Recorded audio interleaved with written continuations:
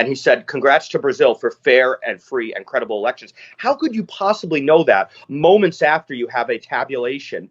So it's, methinks the lady doth protest too much. It's very, very, it smells fishy on every level. It feels like the fix is in with the global media. They're not even reporting millions of people. This is the largest street manifestations I think that I could report on that I've ever seen historically since the fall of communism, since the 80s in Europe in the late 80s and early 90s. There's never been manifestations anywhere in the world of this scale. We're talking not millions, but we're approaching now 8 figures, tens of millions across a country of 210, 220 million people. So it's really massive. And it's not only in Brazil. You had the 8 Supreme Court justices who were appointed by Lula himself, who let him out of prison and annulled his conviction. He was convicted 3 times in 3 separate courts, and they annulled it. And to get him on the electoral battlefield so they can put this fix in.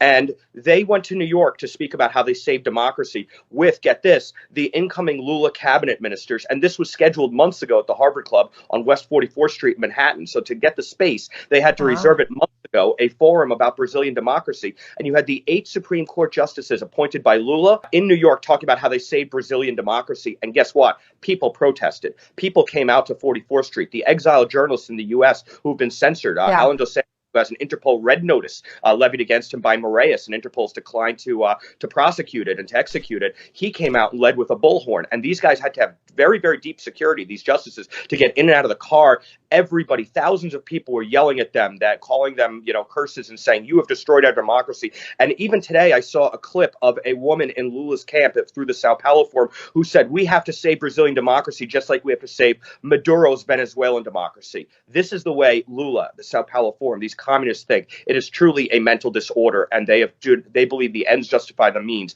to take over Brazilian democracy the way they have in Venezuela, and sadly now in Colombia and Chile as well. Sao Paulo Forum people now run those countries. It's so sad to see, and Brazil is a lovely country. We will see if the voice of the people prevails, and keep an eye on this going forward. Thank you so much, Matthew Tiermont. Such a detailed picture of what we're not getting to hear much of in America. Thank you. My pleasure.